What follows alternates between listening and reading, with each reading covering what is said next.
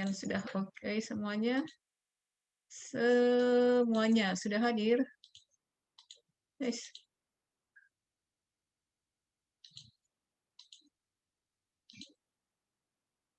Oke ya. Aji udah semua. Hmm.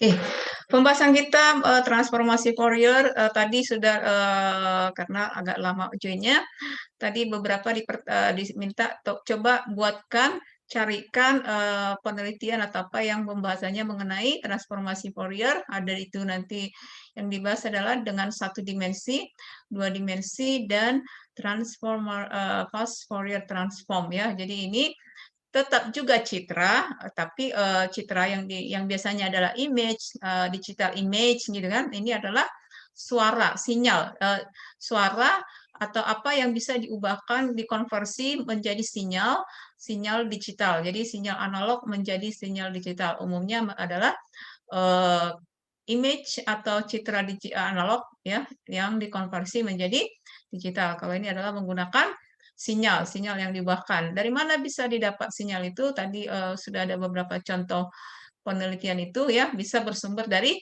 suara direkam. Direkam itu kan ada melembutkan gelombang-gelombang. Karena di sini yang dihitung itu adalah sinus kosinusnya apa ya?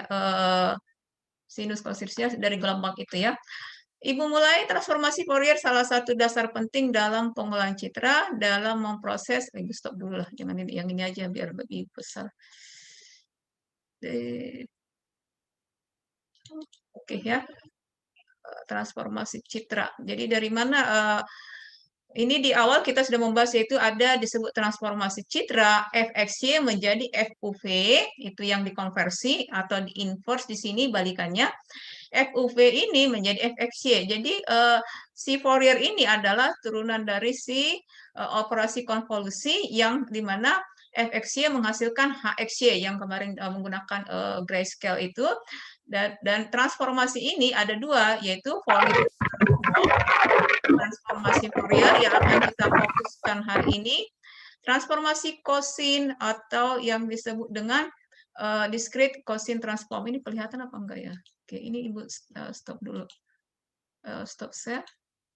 Oh ya, biar enggak mengganggu. Oke ya. Jadi oke. Jadi itu dia ya. Jadi kita pembahasan di fokus hari ini adalah transformasi Fourier. Fourier itu adalah kakas atau tool mengubah fungsi dari ranah waktu spasial ke ranah frekuensi data, citra yang diubah dari berdasarkan waktu atau spasial itu ke ranah frekuensi atau tadi yang citra yang bisa diubahkan ke sinyal, yaitu berbentuk sinyal. Bisa jadi ranah waktu itu bisa berbentuk bunyi, suara, dalam satu dimensi atau ranah spasialnya yang dibuatkan dua dimensi. Nah, bagaimana kita bisa mendapatkan mengubah, mengkonversi suara atau suara atau gelombang itu menjadi sinyal karena itu yang akan diolah. Pengubahan sebaliknya dari ranah frekuensi ke ranah waktu spasial ini adalah ini rumusnya tadi ya. Contoh ini si yang penemunya yaitu Jean Baptiste Joseph Fourier, biasa ya penemunya si Fourier disebutnya transformasi Fourier. Intinya transformasi Fourier ini adalah menguraikan sinyal atau gelombang menjadi sejumlah sinusoida dari berbagai frekuensi yang jumlahnya ekuivalen dengan gelombang asal. Contoh, sebuah gelombang dalam ranah waktu dibagi menjadi 3 buah gelombang sinusoida dengan masing-masing frekuensi berbeda. Ini Ibu sudah perkenalkan apa saja menjadi contoh pengubahan atau mengkonversi sebuah suara itu atau sebuah sinyal itu yang analognya diubah menjadi digital yang akan diolah ya. Erika tadi udah ada ya. Ada lagi ya. Oke, transformasi Fourier itu adalah merupakan dasar penting pengolahan citra. Selain tadi umumnya fokusnya di image digital, ini adalah ke sinyal ya, sinyal yang diolah. Transformasi Fourier memungkinkan pengolahan dengan cara mengisolasi satu frekuensi tertentu pada citra, sehingga dapat digunakan untuk menerapkan LPF, HPF dengan ketelitian yang cukup tinggi. Ini memang mencari sumber, misalnya kita mau penelitiannya, mencari sumber datanya juga agak susah ya. Di sini kenapa dibuatkan juga pengolahan data sinyal ya. Jadi misalnya kamu bidangnya fokusnya apa? Computer vision kayak gitu kan. Kemudian di mana image digital, ada ke signal processing. Nah, ini dia. Jadi dia mengolah pengenalan suara seperti itu ya. Jadi kalau misalnya kalau sekarang kan yang komputer misalnya kita bersuara mencari sebuah apa kan sudah bisa pakai speaker mencari misalnya Medan misalnya kan nanti keluar kata-kata Medan misalnya. Nah, ya. Namun di sini adalah fungsi prodi dapat dinyatakan sebagai jumlahan fungsi sinus dan kosinus yang bervariasi amplitude dan frekuensinya. Jadi di sini ini gelombang yang direkam, namun dibuatkan ya biasanya gelombang itu adalah naik turun ya. Namun ini ada beberapa dekomposisi dalam fungsi-fungsi sinus. Ini kalau persamanya F sama dengan Y sama dengan FXY ini adalah Y sama dengan sin X ya. Ini Y sama dengan sepertiga sin 3X. Ini Y dan seterusnya. Jadi ini adalah dekomposisi sinus dalam fungsi XY-nya. Jadi dibuatkan dalam bentuk persamaannya, di mana fx ini gelombang sinus pada fx itu adalah sin x ditambah sepertiga sin x ditambah dikali berapa. Nah ini dia latar belakang pengembangan dari transformasi Fourier. Nah, ini persamaan ini tadi dibuatkan dalam matematiknya. Jadi sebuah gelombang itu yang umumnya adalah berbentuk gelombang ya naik turun ya. Namun di sini dibuatkan akan ada fungsi hanya terdekomposisi menjadi sejumlah terhingga fungsi sinus dan kosinus. Namun ini bisa menjadi tak terhingga sesuai dengan dekomposisinya menghasilkan gelombang kotak. Jadi yang biasanya bentuk naik turun atau bergelombang ini sinus kosinus tadi membentuk gelombang atau sinyal yang berbentuk kotak. Ini dia ya. Maka hasilnya akan semakin mirip dengan fungsi aslinya. Jadi aslinya itu adalah berbentuk kotak di mana Y sama dengan fx. Jadi asalnya itu adalah seperti ini, walaupun di fungsi fx-nya seperti ini tadi kita lihat ya, ada yang f sama dengan Y sama dengan fx, Y sama dengan sin x, tapi memang aslinya adalah sinyal itu adalah berbentuk kotak ya, menurut si transformasi si Fourier tadi. Nah, transformasi Fourier ini ada dua, satu dimensi ya TFD, ada nanti yang dua dimensi. Nah, ini dia. Jadi kalau kita perhatikan di sini gelombang itu sudah dikonversi menjadi sinyal digital yang tadinya berbentuk gelombang naik turun jika dikonversi menjadi square kotak ya. Transformasi Fourier discrete satu dimensi itu kalau dibuatkan deret, tahu deret ya, deret seperti deret aritmatika, deret geometri. Nah, ini deret Fourier namanya. Ini deret Fouriernya dinyatakan dengan pendekatan discrete seperti gelombang kotak pada gambar. Nanti ini dia ya. Nah, jadi yang deret ini ditampilkan dalam bentuk sinyal. Nah, ini dia berbentuk kotak-kotak. Apakah bentuk nanti vertikal, ada yang horizontal ya. Nah, dapat dinyatakan pendekatan diskrit ini menghasilkan gelombang kotak pada gambar tadi dengan membuatkan jumlahan dua fungsi sinus. Jadi ini menunjukkan jumlah dua fungsi sinus ya. Ini hasilnya DFT discrete Fourier transform. Nah, ini contohnya. DFT yang satu dimensi tadi, ini rumus matematikanya di mana fx sama dengan f0 sampai fn kurang 1, dan DFT-nya nanti kita lihat di sini ya. Contoh misalnya, ini contoh ya. Dibuatkan sebuah matriks 8 kali 8, elemen sama dengan 1. Carilah berapa DFT dengan metode DFT. Kita disuruh mencari ini elemennya sama dengan 1, mencari DFT-nya dengan metode FFT. Nah, ini dia ya. Tapi ini diimplementasikannya menggunakan MATLAB ya. Ini salah satu contoh perhitungan yang ini tadi kalau dibuatkan ke dalam perhitungan menggunakan fungsi matematikanya ini ya, DFT satu dimensi. Setelah itu ada namanya fast Fourier transform untuk mempercepat perhitungan si DFT ini ya, yang ini F sama dengan Fn1 ini deret ini di buatkan lagi inverse discrete Fourier transform atau IDFT. Nah, ini persamaannya. Nah, alternatif lain menghitung DFT yang tadi ini dia ya yang Fourier transform ini dimensi itu menggunakan rumus ini dengan fast Fourier transform, yaitu metode FFT bekerja secara rekursif, masih ingat ya, rekursif memanggil diri sendiri dengan membagi vektor asli menjadi 2 bagian. Menghitung FFT masing-masing bagian, kemudian digabungkan. Inilah yang membuatkan tabel di sini. Contoh, diketahui 2 pangkat N, ya, apabila N-nya 4, maka direct aritmetiknya 16, 2 pangkat N, ya, 2 pangkat 4, EFFT-nya didapat 8, increase in speed-nya 20. Jadi dengan rumus ini 2 pangkat N, FFT tadi ini rumusnya, ya, ini rumusnya nanti ke bawah, ini dia, dicari, DFT, FFT, ini dia nanti dapat. Ini sudah menjadi tabelnya. Membuat perbandingan jumlah operasi perkalian dalam perhitungan DFT menggunakan rumus DFT. Jadi untuk menghasilkan FFT dengan rumus DFT, ya. DFT 2 dimensi ini juga mempunyai inputan. Kalau ini tadi satu deret, ya, satu deret itu berarti satu baris saja, ya. 2 dimensi adalah inputannya metrik. Dalam 2 dimensi ada Lenovo. Siapa Lenovo? Mempunyai input berupa metrik yang menghasilkan output berupa metrik. Jadi inputnya metrik, outputnya pun metrik. Jika input adalah fxy, maka outputnya disebut dengan FUV. Jadi mengkonversi fxy menjadi FUV, yaitu dengan DFT 2 dimensi. Nah, ini persamaan matematikanya.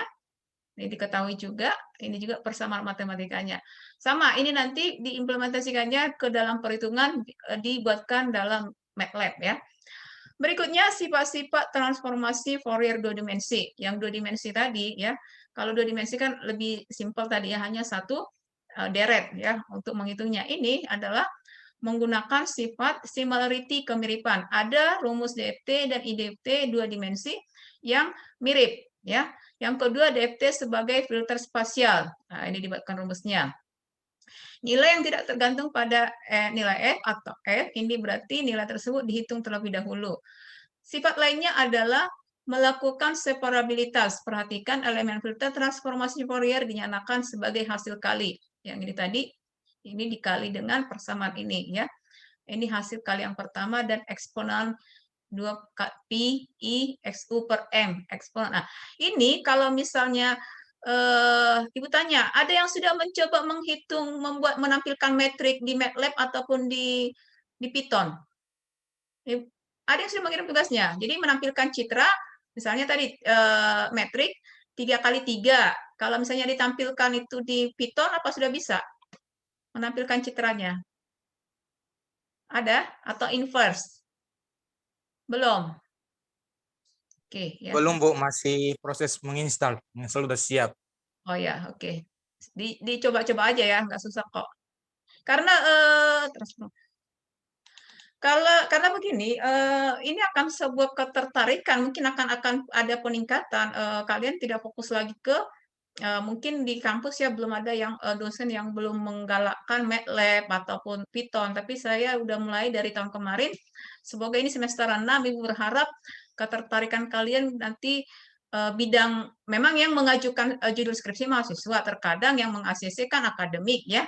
Kadang yang diminta ini, yang di ACC ini, kan begitu.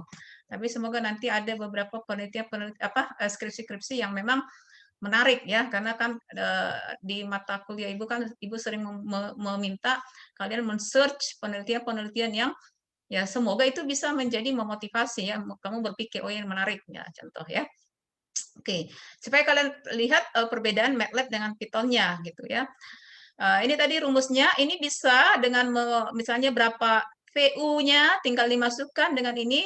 Kalau di MATLAB ini lebih mudah, ya. Kalau di Python memang untuk menghitung-menghitung masih, ya. Kalau ke matematik, operasi matematika begini, ini lebih bagusnya di MATLAB. Kalau Python itu memang memvisualisasikan paling ke pengolahan datanya yang itu tadi ke grafiknya lebih bisa di situ, ya. Nah, ini tadi, ya, jadi gelombang itu ternyata kalau dilihat dari si Fourier ini adalah berbentuk kotak-kotak. Nah, itu yang dikonversi menghasilkan ini dia, ya, DF ini original image, ada gelombang tadi dibayangkan dibuatkan image-nya di sini berbentuk kotak. Setelah dilakukan DFT each row ini adalah menjadi horizontal row, ya, ini menjadi kolom. Nah, itulah menggunakan rumus ini tadi bersifat separabilitas, ya.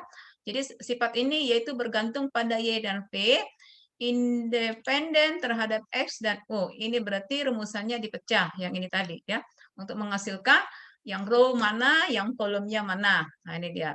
Sifat berikutnya dari si transformasi Fourier dua dimensi adalah linearitas. Linearitas mempunyai sifat linear, yaitu DFT dari jumlahan dua atau lebih fungsi jumlahan dari DFT masing-masing tersebut.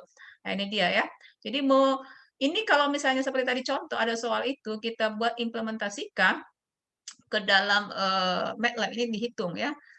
Oke, ini koefisiennya. Ibu close dulu.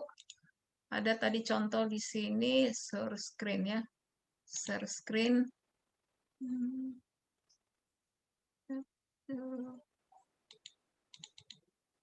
Oke ya. Ini bisa dilihat ya.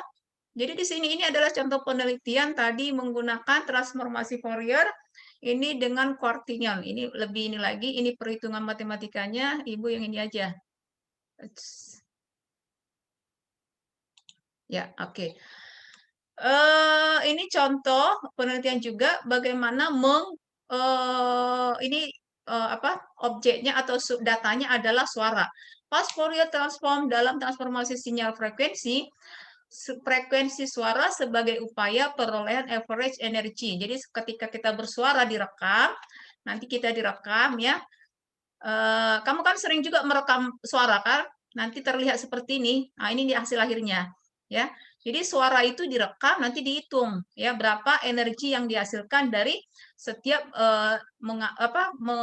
mengeluarkan suara tadi. Ini untuk penelitian ini ya.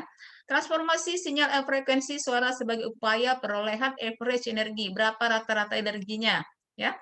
Nah, di sini dalam sebuah musik ya ada namanya faktor untuk mendeteksi karakter dan pola suara ya. Jadi kalau misalnya ini nanti masuk ke signal processing ya.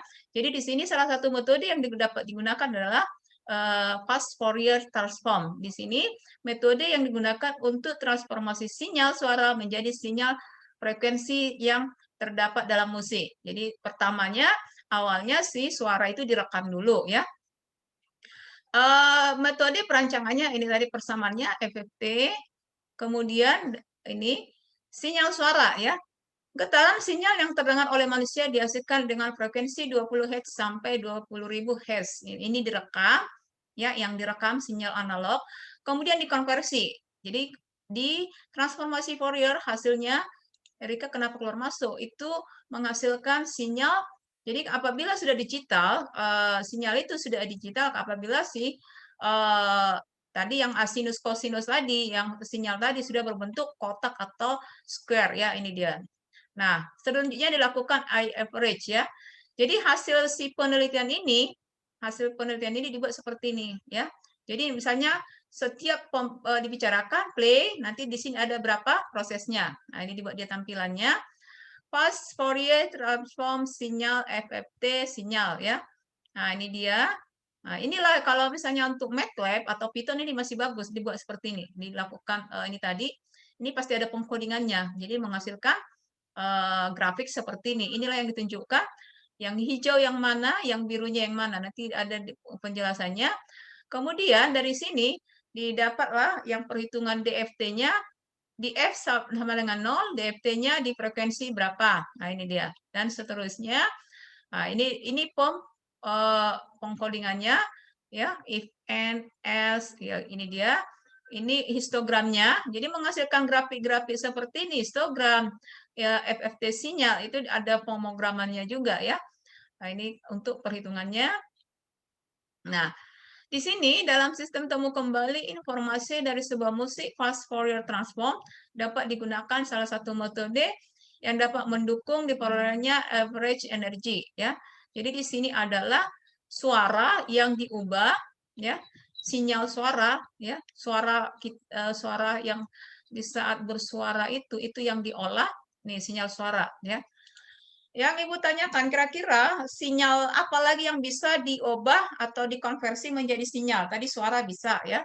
Suara kita atau tadi bermain musik, misalnya kamu mendengar musik misalnya kan. Itu bisa. Kira-kira apa lagi berbentuk suara atau apa yang bisa dibentuk menjadi sinyal. Sinyal analog menjadi sinyal digital. Itu dia. Bagaimana mengkonversi tadi itu menggunakan apa itu rumus yang tadi ya, pengubahan transformasi Fourier. Sekarang, apa saja contoh yang bisa digunakan untuk diubah konversi sinyal analog menjadi sinyal digital? Contoh tadi suara ya.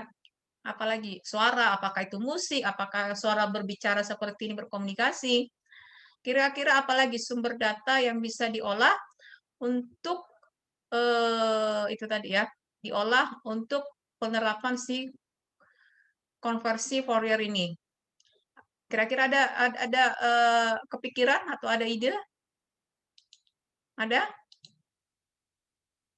Ini tuh Getaran, apa? Contohnya, getaran, Bu. getaran apa? Kamu merekam suara gempa? Nggak mungkin kan? Ini suara, jadi ada suara yang nanti dikonversi, sinyal yang ada suatu data apa yang kira-kira bisa direkam, nanti itu menghasilkan gelombang. Kira-kira apa? Contoh kalau misalnya saya pernah nambahin mas saya USG ginjal apa kan kalau saya lihat itu pas di USG dum dum gitu-gitu kan itu bisa jadi terlihat ada frekuensi atau gelombang-gelombangnya. Contoh apalagi kira-kira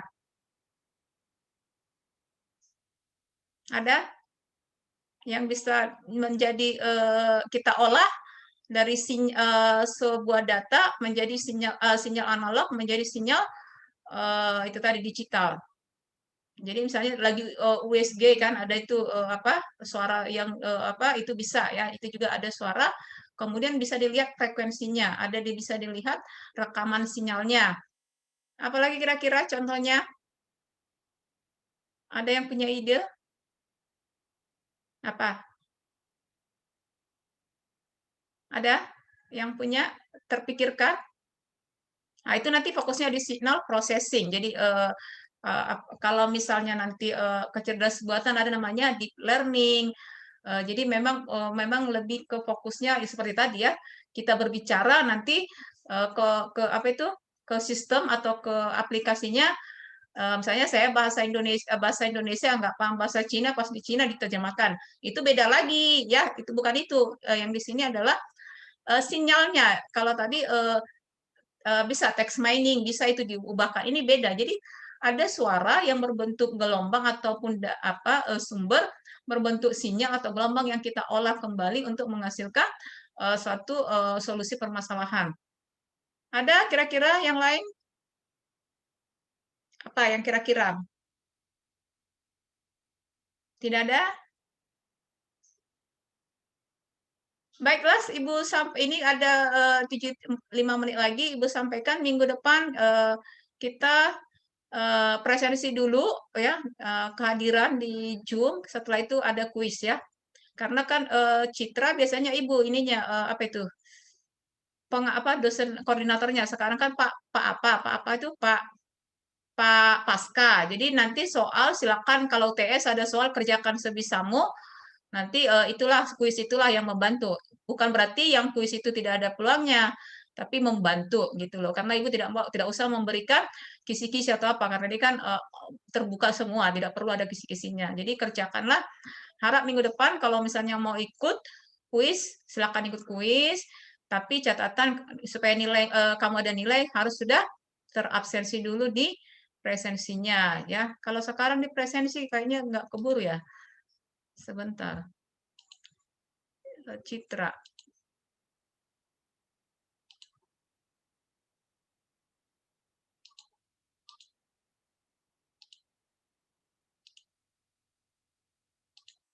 Ini udah 3 menit lagi.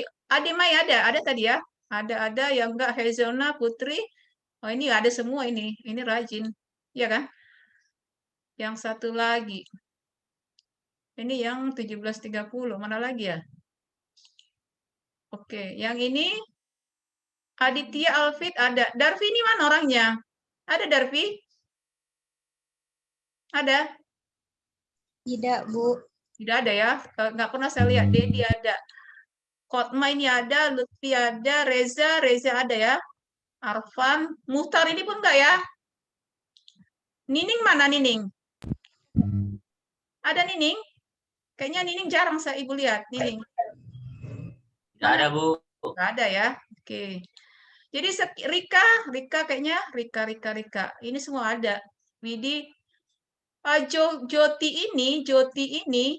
ini kadang hadir, kadang iya kan? Joti kan? Iya, Bu. Oke, ya dia kadang ada, nanti tes ada. Oke, sekian kita waktunya sudah 2 menit lagi. Ini penutup. Sekian pertemuan malam ini. Terima kasih. Selamat malam. Malam, Bu. Malam, Bu.